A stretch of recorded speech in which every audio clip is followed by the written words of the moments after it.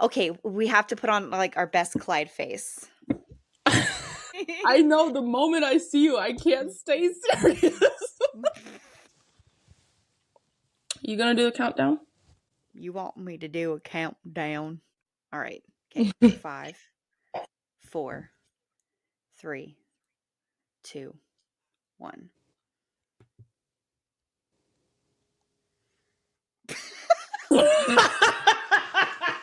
Hello. Are we live? We're two rats that came together because of one man. Adam, designated driver, baby. The rats need to be fed on schedule or they'll get sick. In this episode, Shannon and Shelley are discussing the movie Logan Lucky. You are listening to Great Driver. It lasts about 2 seconds. Cauliflower. Cauliflower. Did you just say cauliflower to me? You suck my arm off. You sucked my arm off. Oh my god, you look so handsome. So do you. Oh my god, thanks. Also, Adam with a nose piercing. I kind of dig it. Yeah, after my 2 tours of Iraq, I went and got my septum pierced. My septum pierced. Here we are. We're just in drag. Just fucking. Yeah, we are in drag. Jimmy, I know you didn't just get Adamified. You burnt the bacon like I like. And you hate. Look, if that's all it takes to get Clyde to do what you want, I'll burn all the bacon. Right? Mm-hmm. All the bacon you want. I don't know if I want to go on a date with you, but you burnt the bacon exactly how I like it. Okay. You did make breakfast this morning, and you burned the bacon like I like and you hate. I also saw you have some sort of robbery to-do list, and I know this attempt to be organized is a big step for you, so go. And Jimmy, Charlotte Motor Speedway. And you just got fired. I got let go for liability reasons involving insurance. Insurance. Can you just get to the part of why you think you can do this? Listen, I listen to all your conspiracy theories, so let me talk.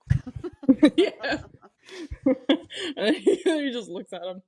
Clyde has been silenced. I'm actually a trans radio amputee, you see? I still have my lower forearm. My lower That's forearm. missing. I'm pretty lucky. I was very lucky. Okay, Clyde is such, like, he looks like he's grumpy, like, all the time, but he's so, like, introspective and, like, aware. Mm-hmm.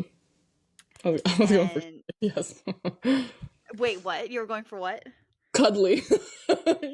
Yeah. But he's just so like none of the Logans are like stupid. I think a lot of people underestimate the Logans in a way. You know what I mean? You look so much like Adam. I'm like fucked up. I'm looking at you like, oh my god. When I had like my long hair, like, 'cause I put it in the back, right? Yeah. I was like, this looks more like Legree, and then I put the hat on and everything. I was like, there he is. There we go. All right, that's better, Clyde. Okay, so they're apparently like every couple days they're bringing out more Amazon reviews that Adam is reading, and the one that came out yesterday, or when was it? 2 days ago. It's a automatic massager. It's like with the little knobs, and then like vibrates, and then you can massage your back. Yeah. The way he delivers that is so intentionally sexual. You're just like, I kept like backing up, like I was like watching it on my phone. I kept backing up, like, oh my god, like, what is he doing? And there's a look in his eyes, and then he's gripping that armchair. And like a very certain way. And he just turns to the side camera and goes he's imitating the noise, just going and you're just like, what is this? And then we got fed genius. if you thought you were fed by all of that happening, out of the a little over 10 years that Adam has been relevant, we finally got him to say daddy. Yeah. Corn-fed Big Daddy. 5 stars. 5 stars. I Corn-fed rate Big Daddy. that review that Adam delivered 1, 2, 3, 4, 5 stars. And I did a late night reaction to this, and I posted it online. Of course, it's not my edits or my cosplay or anything creative that I do that goes viral. It's when I'm acting like an idiot online. So I'm screaming into the camera because I just wasn't expecting it to be quite so suggestive. I went a little viral, unfortunately. No, not unfortunately. You deserve it. No, it's just scary because it's like you have this. Well, you in our private conversations, Shelley's like, well, you had a moment of emotion, and it's valid, and I was like, okay, sure. And then I'm just constantly validated in the comments. They're like, I'm screaming with you. Oh my God, you're so real for that. And I'm like, okay, cool, I'm good. Yeah. So that was your really reactions fun. are the best thing. I feel like, Adam's video is funny, and I'm like, it's amazing. But then your reaction to that is just good soup. One of the comments, someone said that my scream was scratching an itch in their head, and I was like, that is such a nice compliment. Yeah. Because normally screams can be like just like grating and just like so I was like, dang, okay, well shit. Whale shit. Whale shit. So that's the main news thing we've got, and I guess I'll lightly mention that some photos came out of Adam at the side, or it's technically the front door of the Lortel Theater. He's all bundled up in a little jacket and a scarf. It's getting colder. And I'm like, oh, I didn't get that. Just kidding. I didn't get bundled up, Adam. No, but it was so cute. I was like, oh. But anyways, that's not really news, but it was news to me. It was news to me. It was news to me. Yeah, but other than that, these news segments are going to be very, very short because there's usually not that much coming out. We always just get crumbs. The rats try to stay fed on schedule, but Adam just doesn't deliver. We'll feed you. We just can't guarantee that Adam will feed us with new information or content. So, except for the Amazon reviews right now, that I love that. Yes, it's so fun. I think there's supposed to be 10 total. So right now we have about 4 or 5 that are out. I saw another one that was a mug. That was pretty funny. I saw that one. And then the ones we talked about the last episode, and then the massages. Yeah. Otherwise, I haven't seen any other new ones. Yeah. So. Clyde Logan should not be snapping. Jimmy, I learned how to snap from your daughter. From your daughter. That was a really good accent. From your daughter.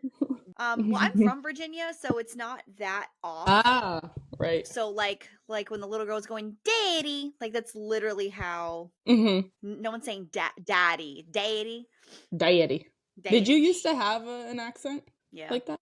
Really? Yeah. Like when I get on the phone with my dad, it comes right out. And honestly, I've been watching a lot of Logan Lucky, and it was coming out at work, and I was like, ooh. Yeah. Whoa. I was like, you need a color match. Do you need a color match? And I'm like, excuse me, ma'am. Do you need a color match? Excuse me, ma'am. What kind of mascara are you looking for? What kind of mascara are you looking for? It's such a distinct accent too. Like you can tell. It's just different. Right. It's not the regular Southern. Yeah, because Adam is doing an Alabama accent right now, and Hold On to Me, Darling, and it's very different. It's so a Southern accent is not just a Southern accent, y'all. Yeah. If you're in like Georgia, I feel like they leave out the R's a lot. It's like Georgia. It's like very, you know what I mean? I do have to say, like when I think of Georgia, I have Blanche Devereaux in my ear. Yes. Dorothy. Dorothy, don't I walk love like man. It's not ladylike. We have to take small steps. One thing I do like to joke about with is that the Georgia they have all day to talk. They like, well, how you do, darling? You know, yesterday I swear I saw, and you're just like, in Virginia, we're just like, let's go, let's go, let's go. We're just like talking real fast, and I would say the one thing that all Southern peepers, all Southern peepers, all the peepers, all the Southern people, they love gossip. Like my Mima's from Kentucky, and she's like, well, evidently she said that. You hear that? Evidently, there's evidence that she said. I don't think I have an accent, at least not right now. Like when I'm speaking to like my generation, people in my generation, then I don't know, maybe it's like the California accent. But however, like when I'm at home in New Mexico, people have told me many times that my accent switches. Like when I'm back home, It comes back. Yeah. So when I'm with the family, I just I have that accent again. My dad was born in New York and moved to Virginia at 13, and he sounds like total backwoods, just like, what's going on there? Like, just, so like I'm with him for 10 minutes, and all of a sudden I'm just like, what's going on there? We're just imitating banjos.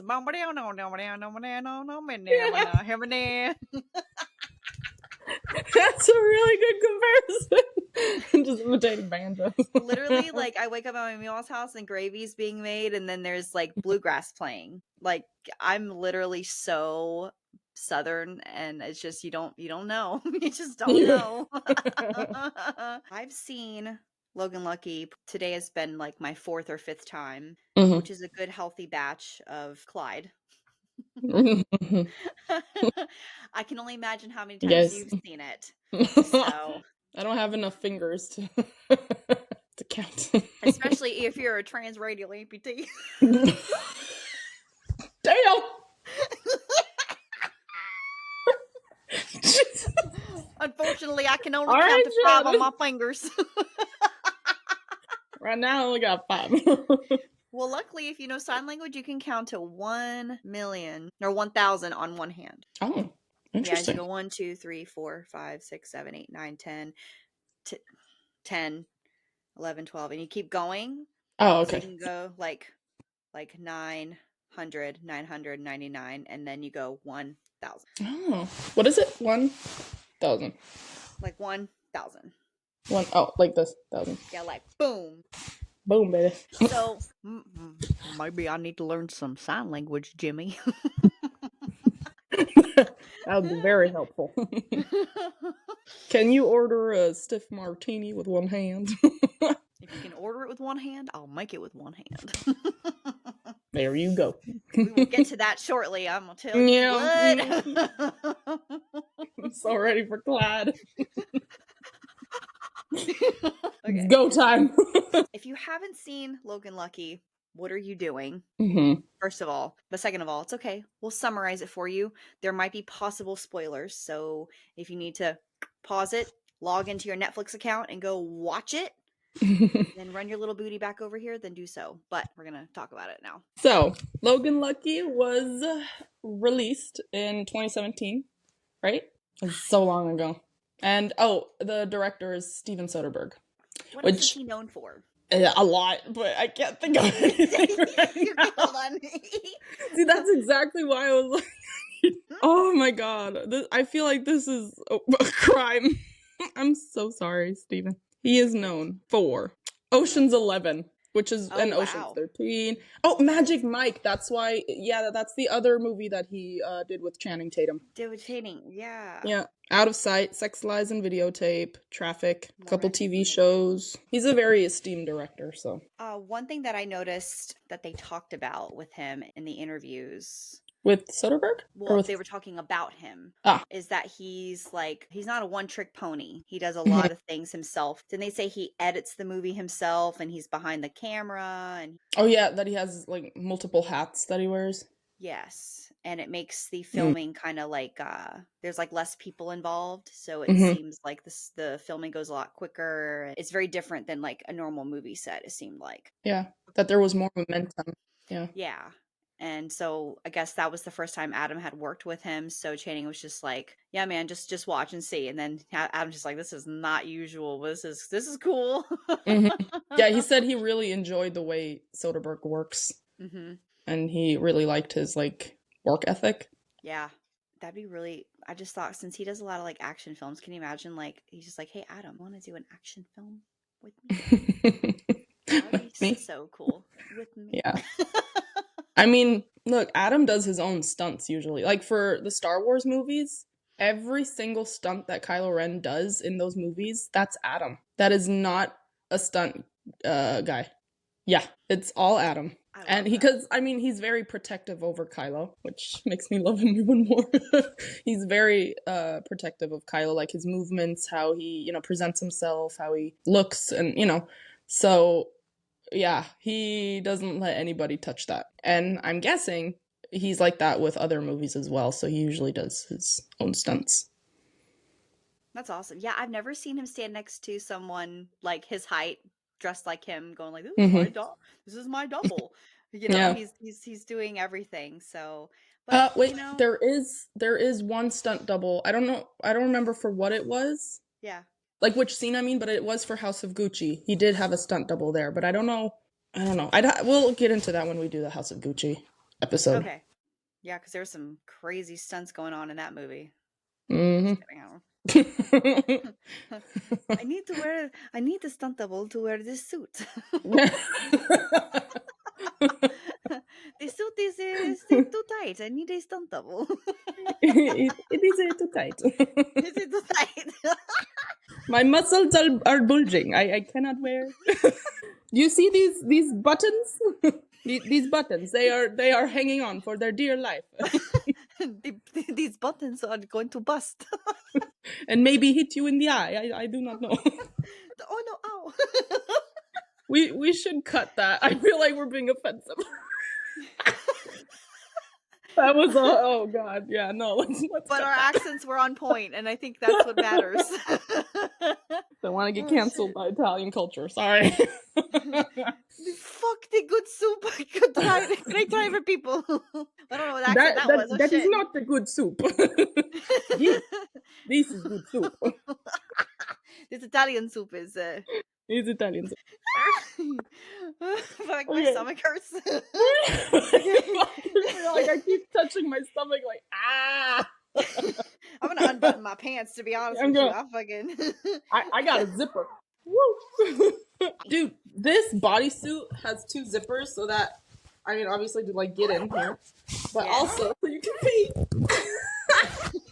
Can you imagine an interview like? I was like, yeah, it was great. There were 2 zippers. I was able to go to the bathroom, and that's all that counts. Okay, so in the cast is obviously Adam, Channing Tatum, who plays Jimmy Logan, and they are brothers, Clyde Logan and Jimmy Logan. Then Daniel Craig, he plays Joe Bang, which, I love Daniel Craig in this movie so much. Donald Gleason's brother. Yes. Hux's brother. Yeah, it's a crossover. Katie Holmes. Yes. Plays Bobby Joe. Yes, she's baby mama for Jimmy's daughter. Yeah, daughter. Daughter. Her name is Sadie Logan, right? In the movie, his daughter. Yes, that sounds right. Sadie. Yeah, because Millie is the sister, Millie Logan, who is played by Riley Keough. It's Keough. Cuff. I'm not sure how to say her last name. Jack Quaid is in it. He plays the other brother of Joe Bang. Yeah, he's he's from The Boys, right? He is from The Boys. He's also Dennis Quaid's son. So he literally looks like Meg Ryan and Dennis Quaid put in a face. And then Hilary Swank is in it, and she plays like the FBI detective or whatever. Yeah. Yep. Catherine Waterston. She plays Sylvia, how Channing says Sylvie. Sylvie. And she's also in Fantastic Beasts, huh? You're gonna kill me, but I've never seen Fantastic Beasts. Oh, okay. I know. Right. Like a sin now, doesn't it? And then this guy is, probably a lot of girls' daddy. It's Sebastian Stan, isn't it?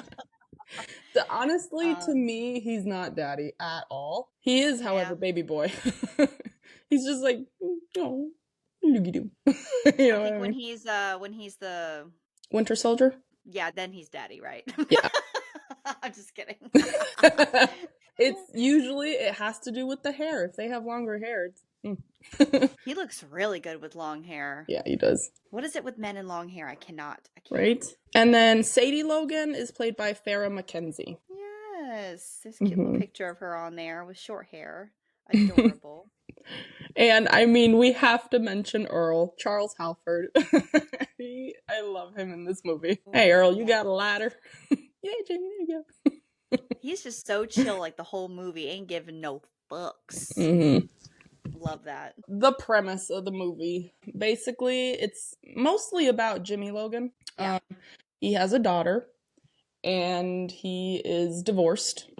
And his new wife has a new husband and 2 kids. I don't know if it's from his former wife or if they had them together, because Sadie is the older one. So I don't know if they had twins. Right. I couldn't tell that either, but I feel like that scene where they unveiled the new meaning or the actual meaning of umbrella, I feel like they're like, he's like, he's your mama. And so I think it is. Yeah. So. But they are so bratty. Oh my God. I was like, oh.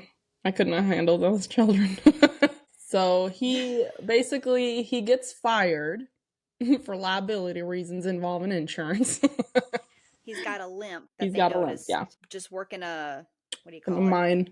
In the mines. Yeah, he's just working the crane or the machinery or whatever. He's not even walking around. But I guess since they didn't know about it beforehand, they're like, well, what if something happened to you and blah, blah, blah. So gotta let him go. So then he comes up with a plan. Yeah. To do a hillbilly heist at the Charlotte Motor Speedway at a NASCAR event to basically, do a hillbilly heist. Then we are introduced to Clyde Logan, which is played by yours truly, Adam Designated Driver. And he is the owner of Duct Tape, which is a bar. He is a Iraq veteran. I don't know, was it Marines or Army? I don't remember if it's mentioned at all. I can't remember if it was mentioned. I don't know, but they just said 2 tours in Iraq. Yeah, so he was in the military and had an accident where he lost his arm, like his forearm. I don't know, can you tell? No, like right here.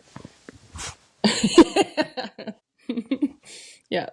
So he now has a prosthetic arm, and he's a one-handed bartender. And by the way, I love that scene so much. Oh, Seth MacFarlane, he plays in it too. Oh, he's how did we forget about Seth? Yeah, the one and only.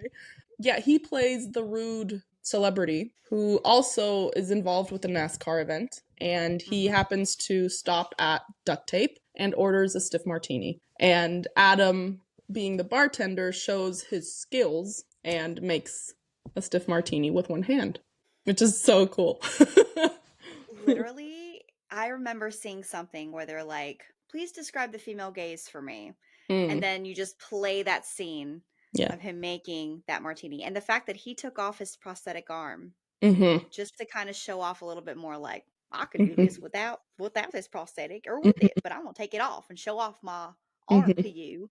So then he does it, and then the way he just flings the ice up, does the timing with the drink all so well, does it, pours it, and then just and slowly slides it over. That part, I was like, oh, now you're showing off. Even Seth MacFarlane's buddies that are there are just like, you can tell in their eyes are like, this guy knows what the fuck he's doing. They're impressed, but I also feel like he kind of did that not to impress them, but to like, because they were like really rude and they were kind of making fun of him being an amputee. Yeah. So exactly. He's like, well, let me show you what I can do, you know? Yeah. He's like, fuck you. There you go. And then, of course, Jimmy Logan pops in. Just beats the hell out of him. Yeah, because I continue to love make that fun of scene. him. Yeah, I mean, Yeah. I would do the same thing. I was like, you're not gonna mess with my sibling. Fuck you. Oh my God, are So you then, famous? I'm gonna shove your face into the bar. yeah, the way he did that too, like Channing, he was like, oh wait, you're that one celebrity. Can I take a picture with you? Yeah. Bam! And then the first instinct Clyde is like, well, I guess I'm gonna make a Molotov. Yeah, he literally, he doesn't even like comment on it. He doesn't even look surprised. He just goes over, starts making a Molotov cocktail, goes outside, gets a ladder from Earl. Earl, you got a ladder. Goes out, breaks the window, throws it in. Car goes up in flames. And then he just leans back on the railing and waits for them to come out. And they're just like getting their phones out. Get your phones out, Colbin, document. So nonchalant. He's just like, yeah. If you're gonna come into redneck territory and you're not gonna behave yourself, then we're gonna show you what happens. And they're like, "This is a $50,000 or what?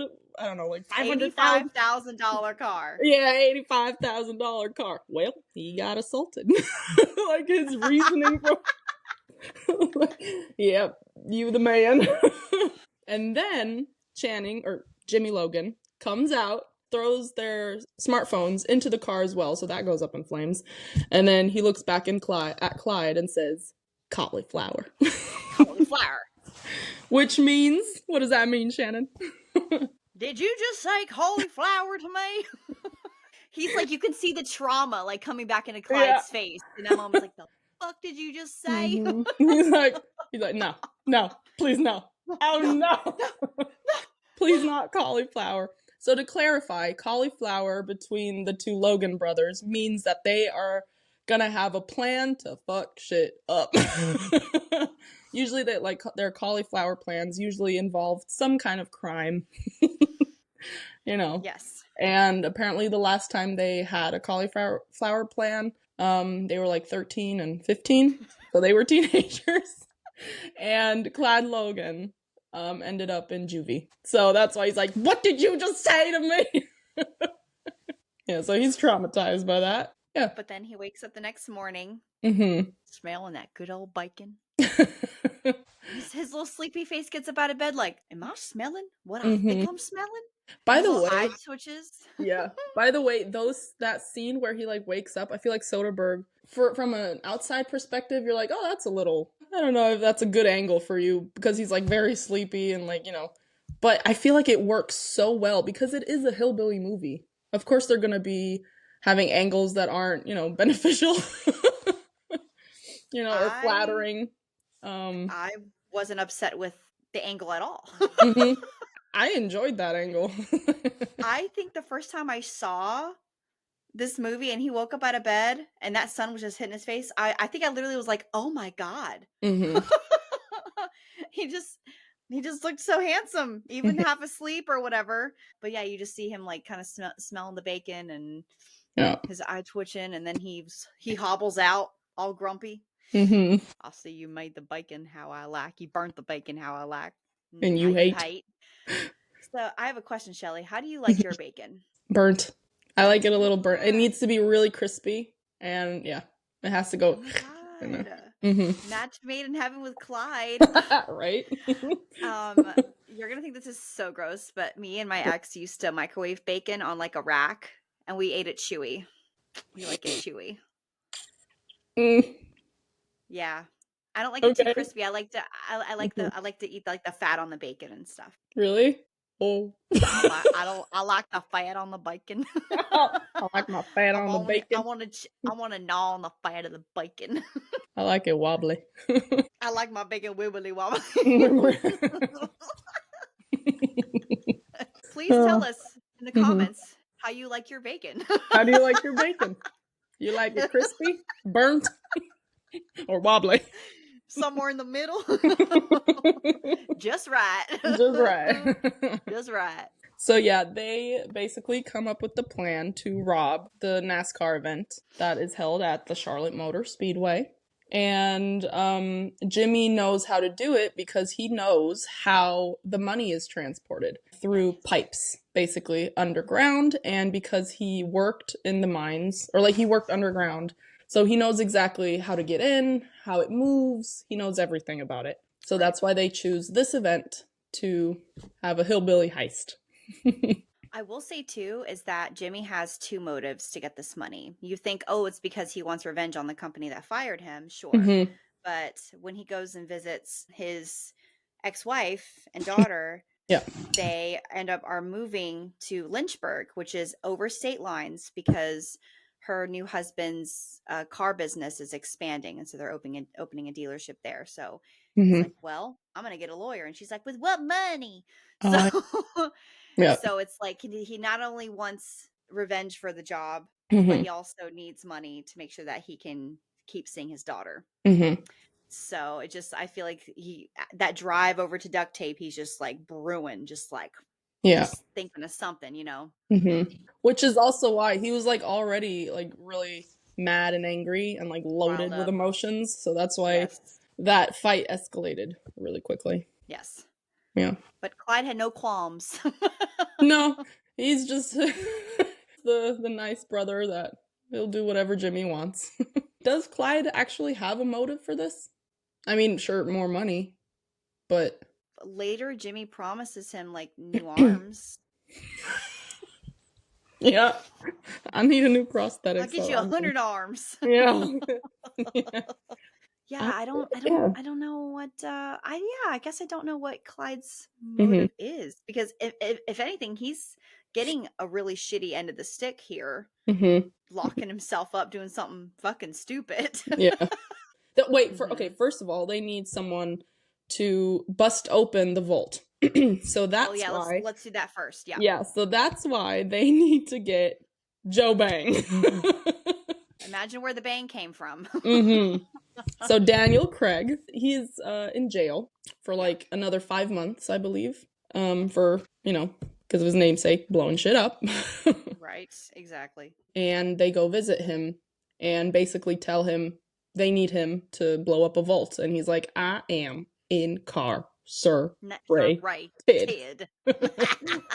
They're like, we got a plan to bust you out. So their plan is to get Clyde on the inside and bust out Joe Bang during his time in jail.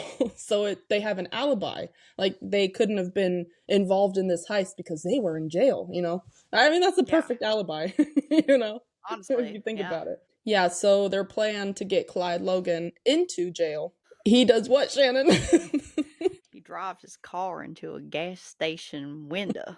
Yeah.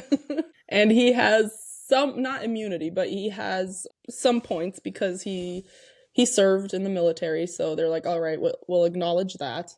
And you'll get, how many months does he get? 18? No? He gets 90 days. Oh, that's right. Yeah. Joe Bang's sentence. That's a long ass. Yeah. No, Joe Bang's sentence was 18 months. That's why. Okay. Yes, he was 90 days. It was 90 days. Yes. So yeah. So he gets thrown into prison. Oh, wait. So before they do that, they Joe Bang is like, well, I got to have my brothers involved. Oh, that's right. Yeah. I got to have my brothers involved as for liability reasons. So imagine if he didn't involve his brothers, then his brothers might tattle on him or take his money or whatever. So they end up going to the fair where Jimmy actually goes and watch Sadie compete in a race or whatever. But once they're done, Clyde comes back and is like, well, I found him. I found him. And then they're like, okay, where are they? And he's like, well, I think you need to come see. Yeah. What the fuck are they doing, Shelley? They are, like the apple, what is it called? Apple dunking? But it's not, apples? Yeah, bobbing for apples, but it is not apples. It is pig legs. Disgusting. Just these hooves that they're just like biting into. It's disgusting. Do you know what my Meemaw says? My Meemaw says, you could eat anything on a pig except its squeal. I mean, yeah. Yeah. You can eat its ears, its brain, its hooves. That's a good mentality. Eat everything on the animal. It had a life, at one point. So honor it. Honor it. That's very indigenous. Look at Go Meemaw. Yeah, there you go. Yes, Shannon's Meemaw. You got it. I believe that was in a Cherokee territory where I'm from. So there you go. Yeah, so they find them and they try to persuade them to be a part of the heist. They said they only do it if they have a good moral reason. And right. yeah. Yes. And so Clyde comes. Yeah, go ahead. No, I'm just saying Clyde did the fucking best tap dance there. Jimmy was just like, "Oh," and Clyde's just like, I got it. Clyde makes up a story of Millie, their sister. She was like a cash register. She was at the cash register, and the manager got handsy. And the assistant manager got handsy. The way he says it too, like he's just like, oh, what do I do? Good. Yeah. And then the brothers are just like, oh no. Yeah. Oh my God. We can't. No. Oh no. We can't do that. For all the morality reasons. And so handsy assistant manager. So they're like, okay, that's a good moral reason to commit a heist. Yeah. So they join the squad. And then they also get Millie involved, their sister. Because she knows how, like, all the patrols are on the highways. She knows exactly, like, all the traffic jams, like, where everything happens. And she's basically the one, she's the one that drives Clyde and, what's his name? Joe Bang to the fairgrounds and everything. Yeah, so she's the getaway driver. She also did, okay, so there's that one part of the movie that I'm like, I still don't understand what's happening. It's when they send the cake. Right. And then they wreck her car, and then there's the cockroaches that Millie had painted. Okay, so Millie painted multiple cockroaches, different colors, and that was for the sole reason of finding out which pipes lead to the vault in the bank. Oh. And the lady that got the cake. So basically the bank, I don't know if she's the manager or something, but she works at the bank. Right. And they sent her a birthday cake, and she left it in the vault, which for somehow they knew that she was going to do that. I don't know. She left it in the vault, and then they released the cockroaches on the other end, and then they saw which color basically ended up in the cake, because the cockroaches, like, they can smell food. So of course they're going to like, you know, go that way. Yeah. And then they basically ate up the cake, blah, blah, blah. And then with the car wreck, that was to get her back out of the vault. So she left she brought the cake in, ate some of the pieces with her colleagues. And then because the car got wrecked, she had to go back outside. Got it. And then everybody else just kind of, And then everyone got locked out of the vault, basically. Exactly. Right. Yeah. Okay. Got it. Yeah. Cool. And then they had a code pink. So it was the pink cockroaches that got to the cake. Right. That part is so funny, though, by the way, because they're like, are you calling on like a smartphone or whatever? Yeah. Smartphone. He's like, I'm calling on a phone. I'm at the Lowe's. Yeah. Basically, he was like at a payphone. He was calling from a payphone outside of a Lowe's. Say payphone. I know. Yeah. It's like, no names. The feds are going to get on us. I will say to those that are watching Logan Lucky for the first time, everything is not unveiled to you right away. Yeah. Like, you don't know the plan. So we're explaining, like, you know, like, everything that's happening. But when you're watching it, it's like, you're like, oh my God, how's this plan going to work? What's going on? And I think that's what makes it so fun and entertaining, because you're really like thinking like, okay, what is Jimmy's plan? What are they doing? Like, you know what they're doing, but like, what are they doing? That makes it like a really fun watching experience. Yeah. Yeah. You see the execution, but not the reasoning. And like, it makes it very interesting. Yeah. Especially like especially Millie's part. Like, she's so much more involved than you think. Yeah. She's not just some hairdresser getting Sadie ready for her little dance, her little recital. Yep. Oh, that's also a good thing to mention. Sadie, Jimmy's daughter, has like a beauty pageant, and that's going to be his alibi later that he was at her pageant. And then of course Millie's alibi is also the pageant, which, I mean, she doesn't even she hasn't seen it all, so she's not on the radar. Right. So she doesn't need an alibi, but just in case, it's the pageant. Yeah. And then obviously Clyde and Joe Bang, their alibi is prison. And Jimmy's alibi is the pageant. And then the brothers, what is their alibi? Passed out drunk at their apartment? I don't know. Yeah, Every time we freaking find them, they're just like, yeah. She's always passed out.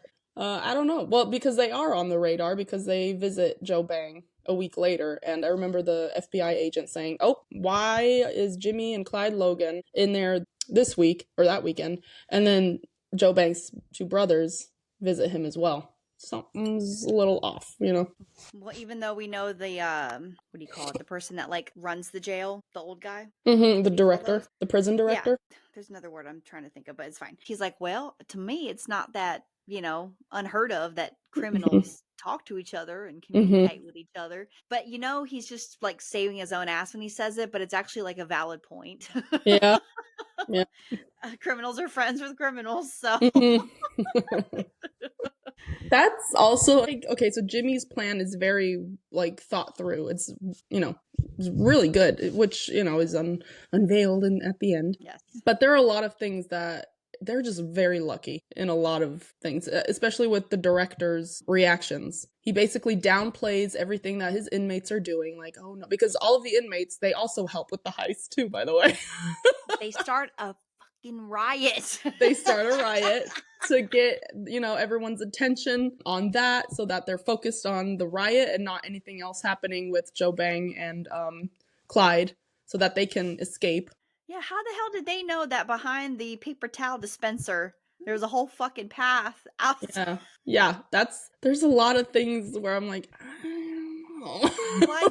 Clyde just happened to be finished mopping the floor. I can go take them. I just don't finish mopping the floor.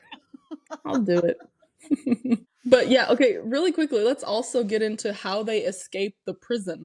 Basically, Joe Bang he doesn't eat. He drinks the contaminated water because they have a contamination issue. I think the whole town, not just the prison. Because he mentioned that at the bar. Right. Even though Seth MacFarlane orders his drink neat without ice, he's like, would have been better colder. I'm like, well, bitch, you didn't order any ice. Yeah, because it's all contaminated.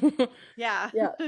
So he gets sick and then he's rushed to, what's it called? The infirmary. And so he's secluded. Right. Yeah. He's there. And then Clyde is mopping the floors right outside of his room. And then he, gets really sick. And then he says, oh, I need to use the restroom. And then the nurse says, just, okay, go. And then asks Clyde to accompany him. And then they find the towel rack. They remove it because apparently there's like a hole in it. That's the part I don't understand. Like, how did they do that? Did they know or did they, because like the amount of times they would have had to go to the infirmary to make that hole and then walk through the walls or, the tunnel system or whatever. Yeah. I don't know about that. I know, like, dude, explain that part. How did they? Yeah. How did Jimmy find out that we could just take the paper towel holder out the wall? Because that part isn't explained at the end. And it's not a common thing. I've never been in prison, so I don't know. Well, imagine people in prison are watching this going like, we could have just taken out the damn paper towel holder. Well, damn. Shit. Could have told me that sooner. That'd be really funny, actually, if like at a prison, be like, all right, it's movie day. We're watching Logan Lucky. Aha! That's how we're going to do it. Don't you try nothing. So they escape through there. And for 2 weeks or whatever, they've been in the woodworking shop. And they basically make like a little cradle that they attach onto the post van or some van transports something. I'm confused. What? Wait, what cradle? Yeah, when they're in the woodworking shop, they're like making these cradles. And then that's how they like escape because they can't like run out of the prison. They basically make little cradles that they paint and then they hook it underneath. I think it's the post office van or something. Or maybe FedEx, I don't know. And then they like latch it underneath the van. They slide in there and then that van drives to the gas station where Clyde, ran into the window. Yeah. And then that's where Millie was waiting to pick them up. Oh, got it. Okay. Yeah. You're like, out of the 4 times I've seen this movie, I'm like, huh? They did what? That car scene is actually really funny too. I love it. Where Millie is driving them to the NASCAR. Millie's driving. He's like, you sure are driving really fast. Which I think she is all the time anyway, so I don't know why Clyde's surprised. But she has a lead foot. And then Joe Bang is like hitting on her kinda, and so he goes, shut up. Can you give me my arm, please? Yeah, no so they have to change from their what's it called? Jail uniform. Yeah. Into what I'm wearing right now. So they get like little jumpsuits, and they both get like trucker hats. And then they drive to the NASCAR event. And that scene where they're driving, like you said, it's so funny. Like he's like hitting on her. Daniel Craig or Joe Bang is hitting on Millie. It's creepy too because he's older too, so it's you're like I'm about to get naked, so no peeking. No peeking. But then she peeks, and he's like, and then she said no peeking. Yep. And so then they arrive at the NASCAR event, and then Joe Bang buys at like this little, what is it called? Like a concession stand? Yes, thank you. He buys gummy bears. And then Clyde's like, why do you need those? He's like, let me just do this. And then they meet up with Jimmy and Joe Bang's 2 brothers. The scene where he's like, Joe Bang's like, oh, so Jimmy knew about like a secret door. And then Clyde's like, something like that. The thing where he could just go down the chute. He's like, all right, well, just remember, roll. Don't think, just roll. Yeah. And then he pokes his head and he's like, oh, it's down there. And Clyde just shoves him down. And then he lands there, and then he's like, oh, roll. He rolls, and then immediately Clyde falls down too. That was so I love good. that scene. Yeah. So basically that chute is like a garbage chute for the NASCAR event. They're like, well, how do we get underground? And so that's why he was like, does Jimmy know of like some sort of secret door? And he's like, sort of. And then he just shoves him down the chute. So they meet Jimmy down there. So Jimmy just kind of, did he also go down the chute? No, he knew for some reason. That's another thing where I was like, okay, how did they know this? Both Millie and Jimmy knew the PIN code for the side door. Oh, right. So they went, oh, maybe that it's the same PIN code that they had to use while he was working in the mines. Maybe. And then he just gave Millie the code. Yeah. So that's the only thing I was like, oh, I don't know about that, but I guess maybe from, his former work.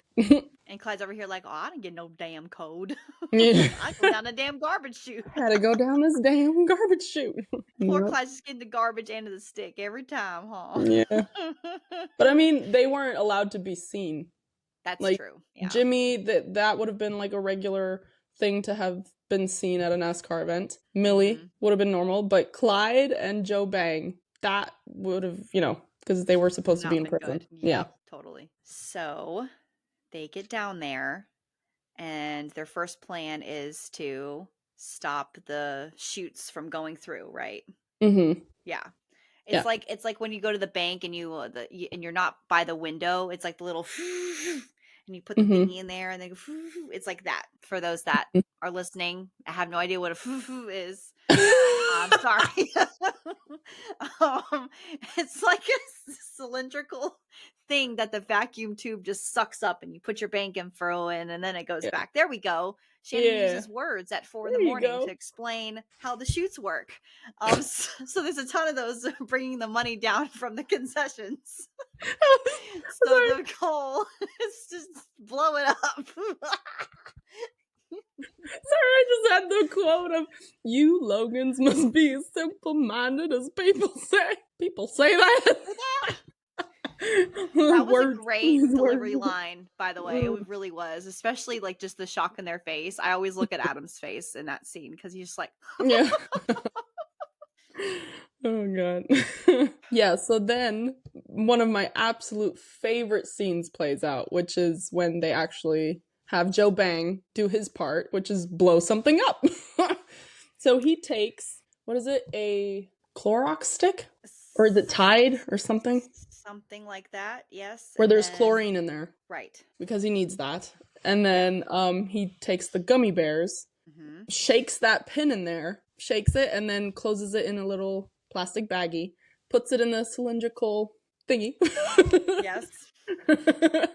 Closes it up, and then puts it into the vacuum pipe or shaft. And then, of course, it doesn't work. And then he basically puts out like this whole scientific, what is it called?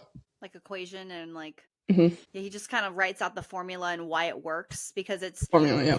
from an outside perspective, it seems very random, but it was, he couldn't just bring the organic materials with him because it's so obvious what you're trying to do. Like if you're like, if you Google how to make up, there's very specific ingredients that explode when they're together. So he was trying to be sneaky with the ingredients so that it's like, oh, well, he just came in with some Clorox, whatever, and some gummy bears. That's not suspicious. Yeah. So, and then use energy, and energy creates heat, and then it creates how he likes to say, a Joe Bang. Joe Bang. Science, kids. So when it doesn't work and the chute comes back,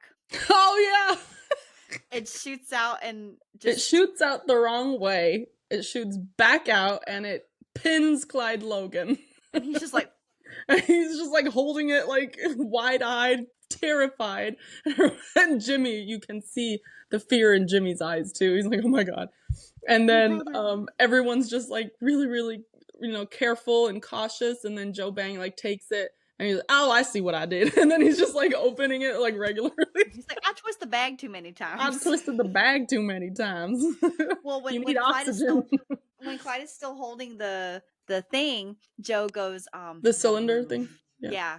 He's like, don't move. And he's like, I ain't. He's like, don't breathe. He's like, I ain't. Yeah. I'm not. I'm not. Yes. Don't move. I'm not. I'm not. And then the moment he takes the cylindrical thing, Clyde's out there. He's like, pew! He like goes right onto the other side of the hallway, like away. Yeah.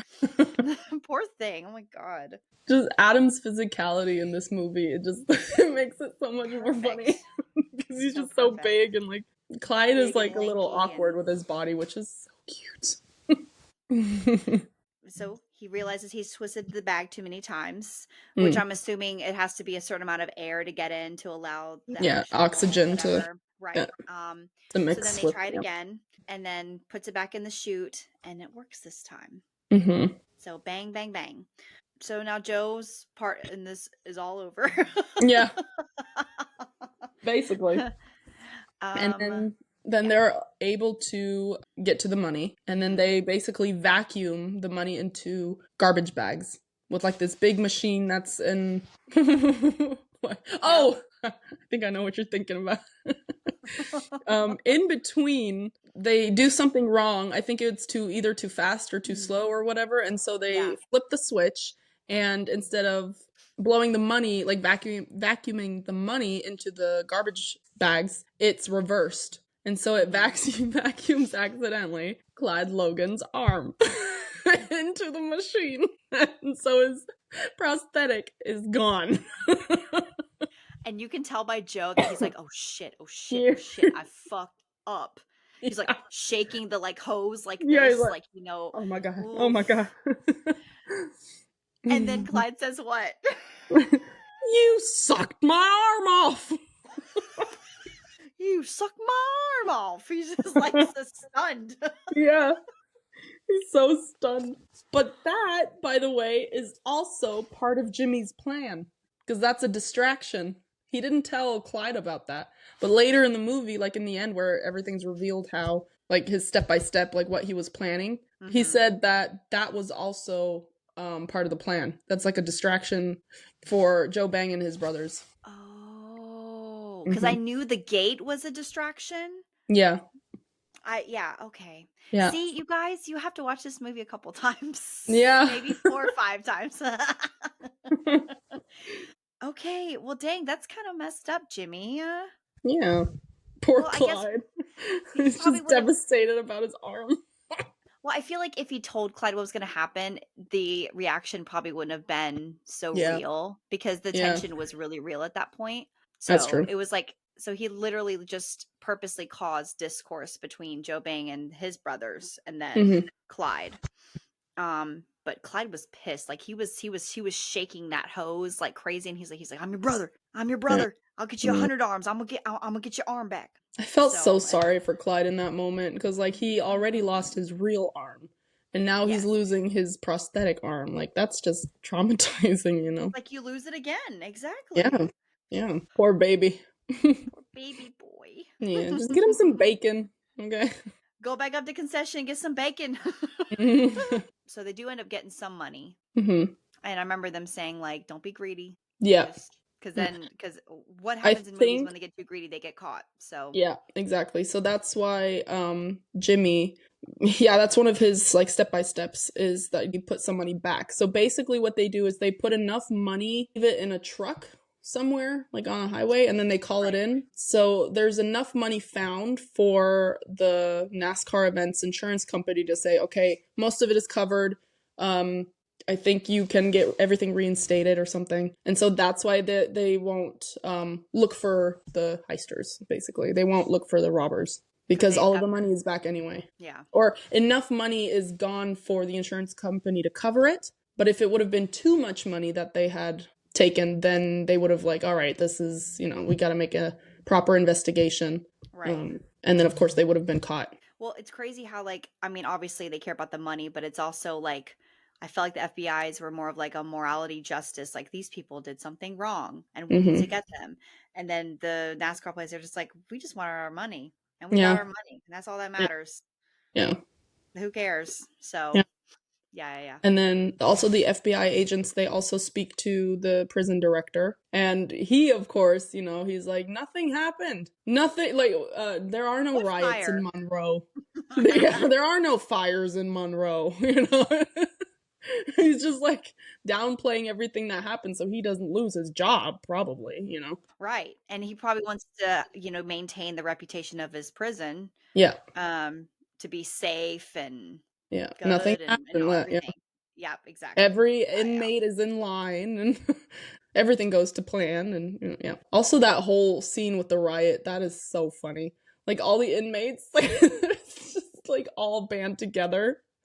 And like they take like tinfoil and like cover the windows and they put up the trays. Yeah.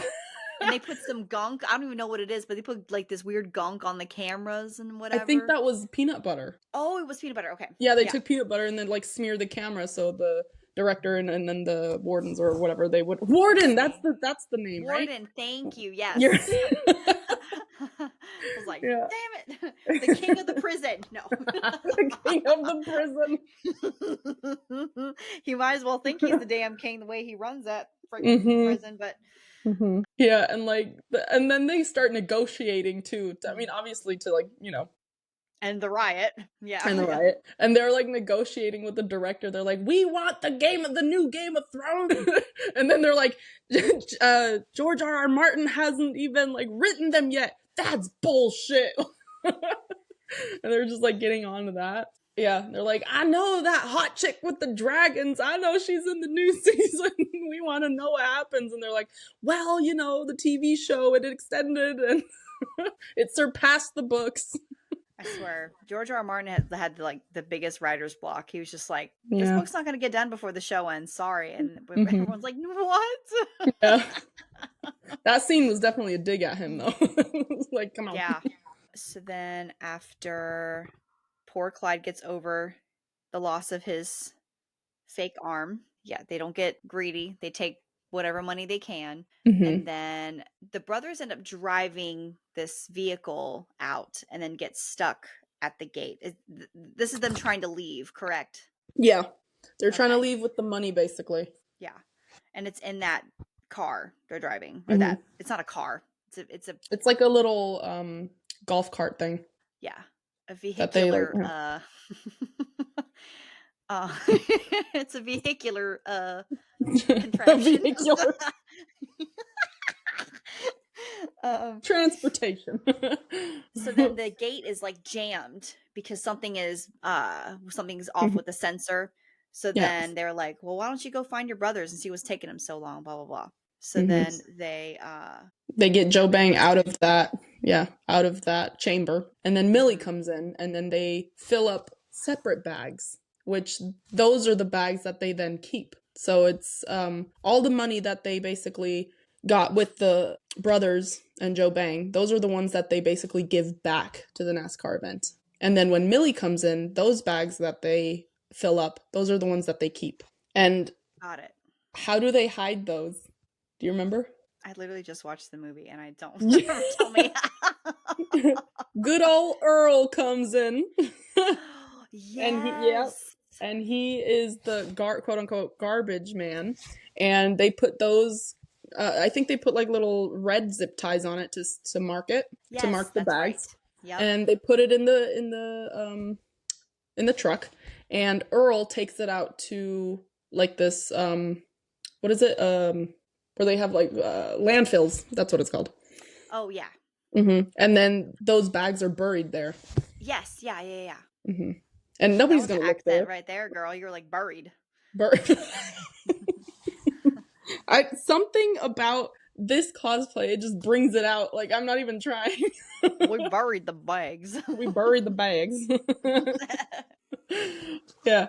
And then they wait like 6 months to retrieve them. Just to wait till everything cools down. Mm-hmm. And that part is also very smart on Jimmy's part, because later when everything is revealed how they actually did it, he says that he's not a big smartphone person. Like, he doesn't like social media. He doesn't like phones and computers or anything. Computers. So he doesn't pay his phone company for 6 months.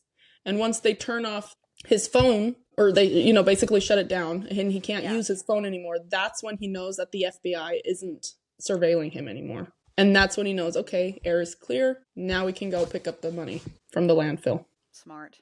So good. And then I guess one thing that, within that 6 months, Jimmy's like gone. Mm-hmm. And it seems like there's family discourse that they're pretending to have. Yeah. That something happened, disagreement, something, because Joe Bang visits Duct Tape when he's released. And he's looking for Jimmy. Yeah. And he's like, well, he moved down in Lynchburg to be close to his daughter, and explained what we already knew to Joe Bang. And they're like, well, you tell him. I was like, oh, well, I'm not talking to him. And so we as an audience were like, huh? And from an outside perspective, that would be because Jimmy took the money back. Right. Like, he gave it back, so that's why, of course, like, well, then this was all for nothing, Right. Yeah. And so that's what they were supposed to believe. They were mad that he brought back the money, like he got cold feet or whatever, and that's why they found the truck. Exactly. They found the truck. Yeah. Got it. Yeah. So that's why they were all just like, what the hell, man? So they were meant to believe that they were not on speaking terms, and that he moved down to Lynchburg to be closer to his daughter. But that was all a ruse. But I felt like he did actually go away to like keep up the appearance, though. Yeah. Yeah. He did actually leave. And then he came back. And then we see Clyde with like a sleek new metal arm. A robotic arm, like actually opens and closes. Yes. Amazing. Good for him. Yes. And I just love that he's not greedy at all. Like, he only wanted a new arm, but his duct tape bar, it's still the same. Nothing changed, I think Millie maybe got a new car or something. I don't remember. And she probably made sure it was a stick.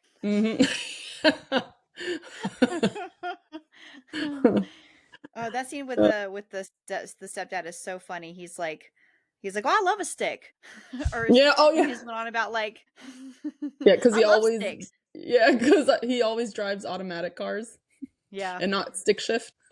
And Millie, her old car, or her current car, I guess, is a stick shift. So, and he's like always trying to persuade her to get a new car, and she's like, I don't know, I don't like those, automatic ones. I like the stick shift. And she's like, but I guess you're trying to overcompensate for something, or because I've never seen you drive with a stick shift. He's like, I drive stick. I love stick. And so then that's the end, huh? That's the end, and we see our favorite FBI agent, sweet talking Clyde. Yeah. Oh, his face when she's like, well, I guess I can stay a little longer, you know, basically flirting with him, and his smile. I'm like, oh no! Baby, she's shark. Don't fall for it. And she made sure she looked good too. Like when they were zooming out on her, I was like, damn, she got cleaned up. She looks very good. Mm-hmm. So of course Clyde's gonna go, oh, hello. That's like the first time he smiles in the whole film. That little smirky, just like, oh my God. And he's impressed by like her knowledge of like drinks. I think that's what draws him in. Yeah. And then Sam's like, well, I'll plan on staying for a little while. And he's just like, well, fuck yeah, here. I'll drink with you. Well, I think she's like, well, you have a drink with me or whatever. So then they. Yeah. You're just not supposed to drink alone. Right, exactly. And then Jimmy ends up with the nurse lady that gives him a tetanus shot. Oh, that's right. Yeah, there's a whole side story to that. Yeah. Yes. Yeah. Yeah. He ends up with Tina. Sorry, that's her name in Fantastic Beasts. Oh. With Sylvie. Sylvie. He refused to call her Sylvia because his grandma's name is Sylvia and it's an old lady name. Yeah. That was so funny. Yeah. And she has like she has a van, and is she a doctor? Yeah, she's a doctor. Mm-hmm. And she goes around and gives people their shots, their vaccinations, which is really sweet. And then she's like, well, we kind of only run on donations. And then he gives her a huge donation at the end, which is really, really sweet. Covers the packaging with the Band-Aid that she put on him so that the unicorn Band-Aid. Yeah. So cute. So sweet. Nobody's ever called me Sylvie. Well, I find it really funny because, you know, the scene where, well, after he gets out the van and he's like, oh, hold up. He's like, did we kiss? Yeah. That's got to be the worst thing anyone's ever said to me. Yeah. Honestly, true. It's like, how do you not remember that you kissed me? Yeah. Yeah. Oh, Jimmy. Ladies' man. I only had eyes for Bobby Joe. If I remember correctly. I love quoting this movie so much because it's just so fun with the accent. Honestly, it's true. What I also like about this movie is that the songs that they use, like there's a lot of CCR, Bob Seger, I think there's one Bob Seger song, and of course John Denver, because Virginia. Mm-hmm. Yeah. Yes, that song, it plays a whole theme, obviously because they are in West Virginia, but from the beginning, he's talking about Jimmy. He's repairing something in his truck or his car, and Sadie's there giving him the tools that he needs, and they're talking about the song and how it came to be. Jimmy's telling her, and then she's like, is that why you like the song, Daddy? And he's like, well, I like the song because it's a good song, but I like that the song has a story behind it. Yep. And it's Some Days Are Diamonds by John Denver. That's such a good song. Yeah, once you get to the Motor Speedway, of course, it's playing It Ain't Me, I ain't no senator song now. Fortunate Son by CCR. Oh, yes. So good. Yes. I definitely, like, when I discovered CCR, I was listening to Pandora. Can you believe it? Who listens to Pandora anymore? But I was listening to Pandora. I was like on the Doors radio, and they started playing Run Through the Jungle by CCR. I love this. And so then I borrowed like my ex stepdad's like greatest hits, and I was just like playing over and over and over and over and over. And I was like, I'm definitely a Southern girl because I'm listening to CCR. Because big wheels keep on toining. I was always aware of CCR, but I really got into it because of Logan Lucky, because it really like drew my attention back to CCR. Yeah. So I was like, oh man, I was missing out on some sounds. It's a great really band. And John Fogerty is such a cool guy, and they're actually like, he's like active on TikTok. Like he still like sings and like he's politically active. Don't worry, guys. He's on the good side. I'm just kidding. Not the orange clown side. Yeah, he's like a really, really cool dude from what I can tell. I don't know him obviously, but yeah.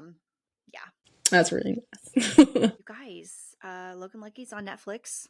I don't know what other streaming. I'm sure other ones, but it's on Netflix. So yeah, and Prime Video, I think. Oh, I'm sure it's on Amazon too. Yeah. But go watch it because we didn't tell you everything that happened. We told you good little bunches. Yeah. So much more happens, believe it or not, as much as we've been talking about this. So also, I feel like our thoughts were just like all over the place. So yeah, we weren't we were gonna be like, this was not connected well. Yeah. But people who have watched it, they're like, oh yeah. Oh, I remember that. Yeah. I just love Channing Tatum and Adam Driver's dynamic. Their relationship, their friendship is everything. So it's good. just the just Channing being his extroverted, chaotic self with the silent, introverted Adam. It's so funny. Adam mentioned that because they were asking like, well, what is it about the character or that draw you in or whatever, and he loved how polar opposite Channing and his character were, just completely different. And I don't doubt that Adam was also drawn to the fact that he was a veteran. I don't doubt that at all, because you guys, in case you didn't listen to our last episode, go listen. But Adam is also a veteran, so yeah. Yeah, did you see the premiere? Like, there's one video clip. It's from a fan, like, or an audience member, filmed on a phone, and basically it's Channing and Adam. They're like lined up with some of the other cast members, but you can't see them because they're not in frame. And people are clapping, and Adam's like, "All right, time to go." And then Channing like holds onto his arm, and Adam's like trying to get out, and he's like, "No, you're staying right here with me." Is it like the prom pose? That's on the red carpet. Oh, but there's like yeah, but like where they actually like have I guess it's in a movie theaters because the screen is in the back. Oh. And they're just like standing there, and Adam's like ready to move, and Channing's just holding it like, nope. He must know. He's like, I know you don't like watching your movies, but you stand right here. Yep. You're gonna wait till this applause is done. All 7 minutes. No. However long ovations are. I was just gonna say it was like the Annette at Cannes, where they're just like, and he's just like, yeah. I don't know. How can I silence this applause? I've been standing for so long, and then the judge just gives him a cigarette. He's like, That moment, I was like, yes, boss man. That is such a boss move right there. But yeah, like also in all the interviews with Channing and Adam, I have never seen Adam smile and laugh that much in an interview. Yeah. When he's with Channing just tickles something out of him. It's so cute. I wonder if it's because, they had to play brothers, so they allowed the bonding to happen, because I know that Adam can be quite method. Not saying he bonded with Channing to be method, but like comparing to him playing Kylo, like he didn't show affection to any of the cast members, while filming, to stay in that brooding, angry like state. But in this, it's kind of like, well, he's my brother, so he's playing my brother, so I need to make sure I'm thinking, just letting the bond happen, I feel like Channing just kind of takes over. He's like, I'm not gonna let you sit there and brood. You're coming with me. We gonna have some fun. It was fun. It makes you wonder, like, did they have like a drink or something beforehand? Just like a little goosey. A little martini, one-handed martini. And we all know Adam is a cocktail man. So she's like, cocktails or beers? And he's like, and Channing's like, beers. And Channing's like, beers. And he's like, you a cocktail man? Are you really? And he's like, cocktails. The noise that came out of Channing's body was everything. That reaction that he was getting from Channing was just filling something in Adam's soul. He was just like, cocktails. That, by the way, that's one of my favorite interviews. When they're like, it's like an 8-question thing for Adam and Channing. Yeah, it's like they're like asked stuff like, would you rather listen to country music or rock music? And then they both say like, or no, I think Channing says country and then Adam says rock. Like, would you rather live in the city or on a farm? So they, and then like, cocktails or beers? Beers. Are you a cocktail man? Are you really? Cocktails. Yeah. And then also another question was, so what time are you from? Like, what era, I think is what they said. Yeah. And you can tell both of them are just like, what kind of question is this? And Adam goes, you know, the 20s. It's the Great Depression. And then he changes it to like the 80s, I think. And then both him and Channing agreed like the 80s is probably good. Yeah. Yeah. It was medieval times, the 20s, and then the 80s. The 20s. I don't know why I chose that. It was like the Great Depression, and then Channing loses it. Maybe Adam was thinking of like Suits and shit and like the music and not like no money. Yeah. And like the clothes or maybe something. I don't know. Everyone was depressed. And I forget what they were asking. They were like this or this, and one of the answers was unicorns and flamingos or unicorns. Yeah, and they both said unicorns.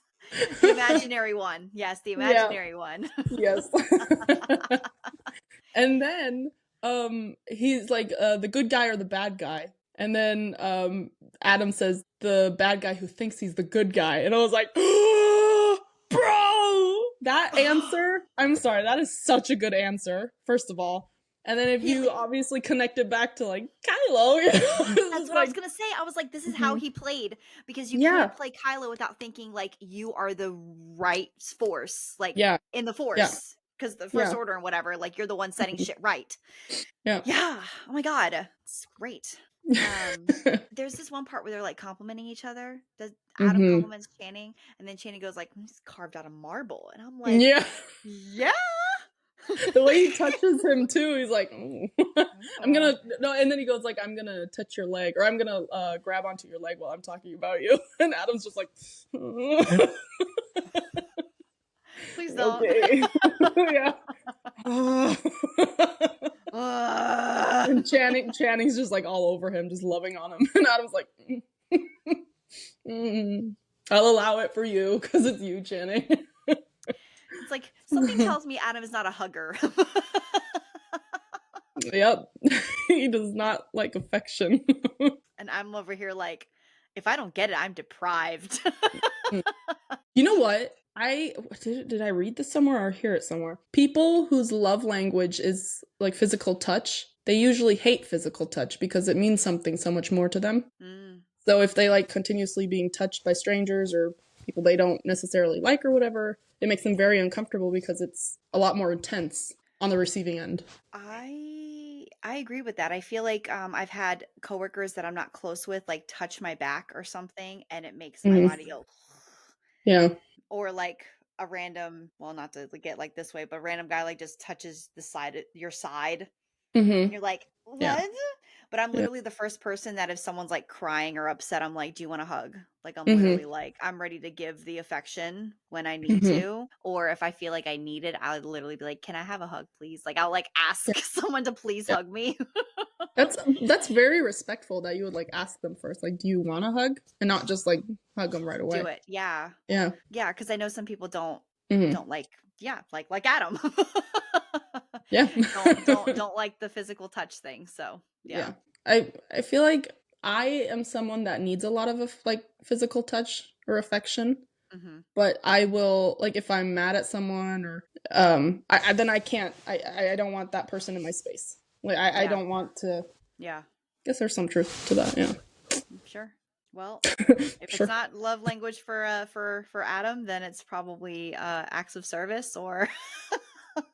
I'm guessing, or it is like physical touch, just or in a because like if you look at when he's out with Joanne, like at events or whatever, he's like always touching her.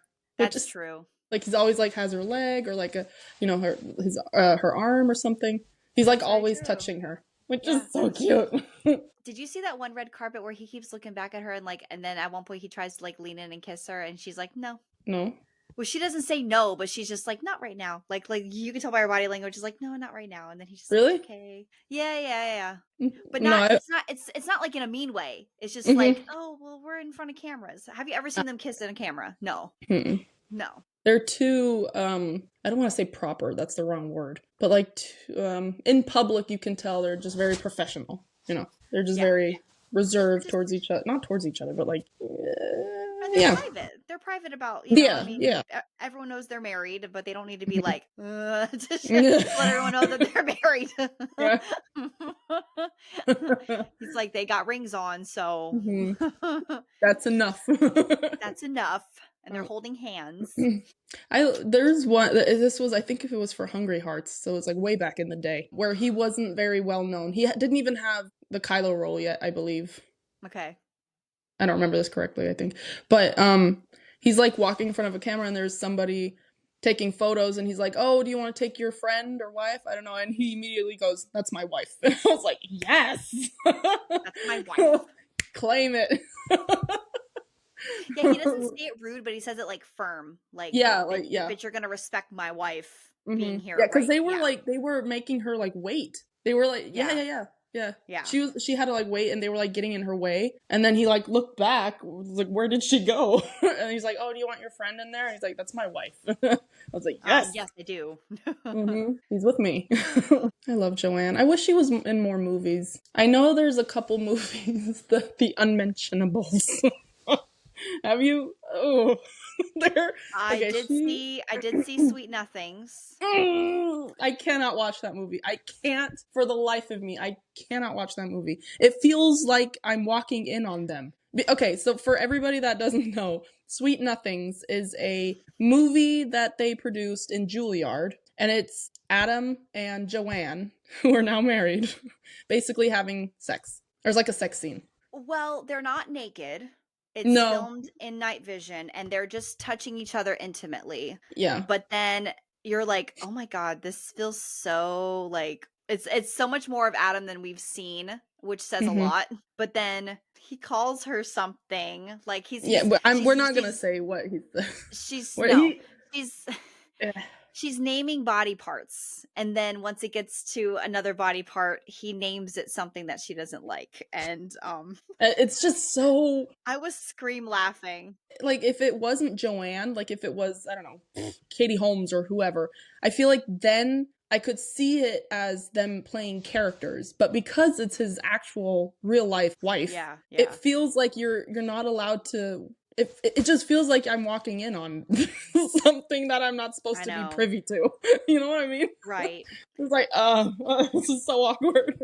But then I saw the horror one, where he goes and visits her parents. Dude, that one, oh my God. That one's I've really never seen good, Adam actually. like be scary like that. He hasn't done that was frightening. He doesn't do horror movies, not really. No. And that scared the shit out of me. And the face he made? Yeah, I kid you not. Okay, so really quickly, that movie, it's like a little horror movie it's called The Basement, I think. Basically, it's Joanne's parents' house, and they go sleep there for a night. And she says every time, like as a kid, there were always noises down there in the basement. She doesn't like going down there. He makes fun of her, blah, blah, blah. So they go down to the basement to check it out, what's down there. She waits up at the top steps, and he goes down there, and then the lights go out. And then you hear nothing. And then, spoiler alert, he comes back up with like red face, basically like a zombie, like some disgusting, distorted creature. And like, and you're like, whoa. Yeah. And then and so you don't know what happens. But that was so scary. It was such a huge jump moment. And whew! And our old apartment, which is an hour away from here, the stairs and the basement looked the exact same as in that movie. After I saw that movie, I could not go down there. I was like, to my husband, I was like, "You're gonna have to do the laundry. I can't go down there." I was like, where all the lights are on, I'm just like banging, like, ah! Why is it always the basement? The thing is, I live in Florida and we don't have basements because we're at sea level. But I used to live in Virginia, and that's when we had a basement. And even then, it wasn't a complete basement. It was a cold concrete room, dark. We've had cats die down there. It was not a room I went into, especially at night. Yeah. That was my mom's, like, you go in the basement. Yeah. I'm not going in there. Fuck that. Nope. It's a really good, like, short movie. I feel like it's well done. Yeah. It's scary, but it's well done. Yeah. Yeah, but Sweet Nothings is, I can't, sorry. Well, thanks for joining us. Thank you for joining us. Cauliflower. I'm gonna go eat some burnt bacon, like I like. Some burnt bacon. And apparently that Shannon hates. I like So the now I wobbly can actually, bacon. yeah, now I can actually say that to you. I'm gonna go eat some bacon, a burnt bacon like I like and you hate. Well, I don't hate it. It's just not my preference. Mm-hmm. You guys, you can follow us on Instagram and TikTok at Good Soup Great Driver. We are on Spotify and YouTube. Apple Podcasts soon. We're still figuring that out. Apple is complicated for some reason. But we'll get that out to you guys soon. But right now there's just a couple complications with that. So bear with us. Sorry. Shelley, where can they find you? So on Instagram and on TikTok, it's the same name. It's I've Always Been Solo, like BENSOLO, Ben Solo. And Shannon, where can they find you? The same places. I'm Starry Eyes, STARRYYEYES on Instagram, and What's Up Shannon on, I almost said YouTube, TikTok. On the Clock app. So I hope you enjoyed seeing us in cosplay. This is going to be normal when we talk about Adam Driver films. So enjoy the femme episodes. Because we're in our masculine era. No. Well, we're probably not going to be able to do cosplay for every single episode. But, sprinkled throughout. It'll be little surprises here and there. I love getting Adam drag because I always feel like when I do it, I love that I called it Adam drag. Adam drag. When I get into Adam drag, I always think I'm going to be like, today's not going to come out right. Today's not going to come out right. And then when I got my hair all right, I was like, oh my God, I'm Adam drag. But you look more like him than me. I have to put on like a lot of makeup to really like. But I feel like you just chiseled a little bit here in your nose and you drew on some facial hair and you just look more like him than I do. And I'm like, fuck Shelley. I'm telling you, Adam is a cousin. I bet you he has a little bit of indigenous blood in him. Because I don't know. Yeah. Someone from Ancestry, sit down with Adam. Let's figure it out. Mm-hmm. Yeah. Please do. If not, that's just going to be my headcanon. He's a cousin. He's a relative. Yeah. All right, guys. Well, thank you for coming to listen to our podcast. All right, rats. Stay hydrated. Stay fed. All right? Burn your bacon. Burn that bacon, rats. All right? That way you can stay fed on schedule. Remember to roll. Don't suck your arm off. Don't suck that arm off, please. Thanks for listening, guys. Bye. Bye. If you survived this episode, please go follow us on our socials that we mentioned, and give us a follow on YouTube and Spotify so you are notified when we post. Stay fed, rats. Great driver.